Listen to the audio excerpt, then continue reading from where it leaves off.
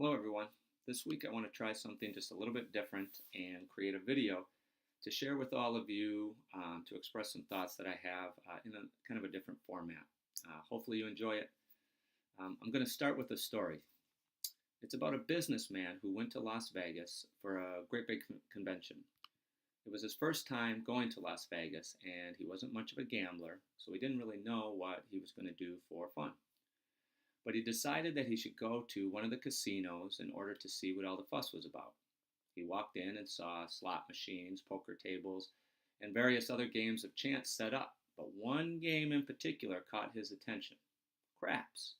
He knew nothing about the game, but he wanted to learn, so he wandered over and began to pay attention. After about 10 minutes of watching, the game still made no sense to the man.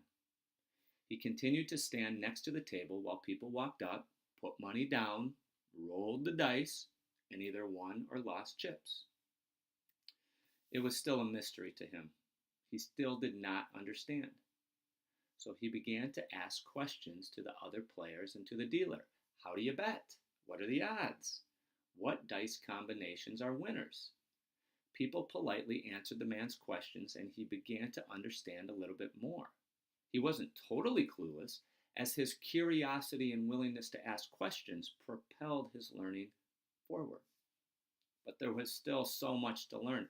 He did not yet feel comfortable actually putting his money down on the table. Well, while this was going on, there was a little old lady leaning up against the table playing the game. While she was focused on playing, every once in a while she would look over at the businessman and scowl at him. The man had no idea why she was doing this, so he didn't go next to her and attempted to not even make eye contact. But finally, the old woman walked up to him. "Young man, what are you doing?" she asked. Sheepishly, he responded, "I'm trying to learn how to play craps. I'm watching and even asking some questions. I already know a lot more than I knew just a half an hour ago." She nodded her head and thought for a moment and then said, "Young man, why aren't you playing?"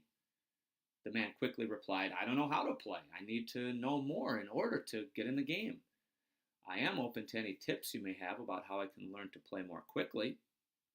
The old woman nodded her head, and with the sternness that only a woman of her age can truly get away with, she said, "Young man, get in the game." "I can't. I don't know how to play. I would lose money. I would fail because I am not yet ready. I should watch longer. I should ask more questions. Maybe I should even get a book on the subject and study it." A look of disgust appeared across the old woman's face. "Young man, put some money on the table. You will learn faster." Just to avoid further scorn, the man reached in his pocket, pulled out a couple of chips, and placed them on the table. He began to play, and within 30 minutes, he had the game figured out. She was right. By getting in the game and putting his money on the table, he learned faster. So what does this mean for us at Faribault High School?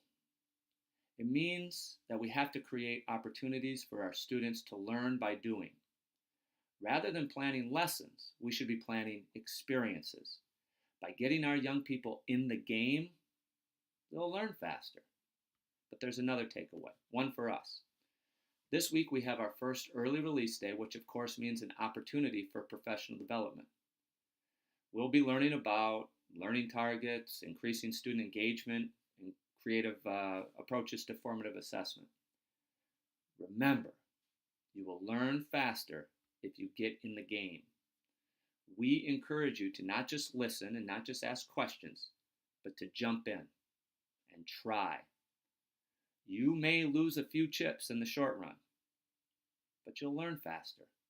You will become better at what you do.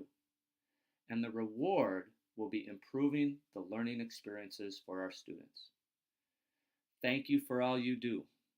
Thank you for listening to this story. Have a great week, and remember, we are Faribault.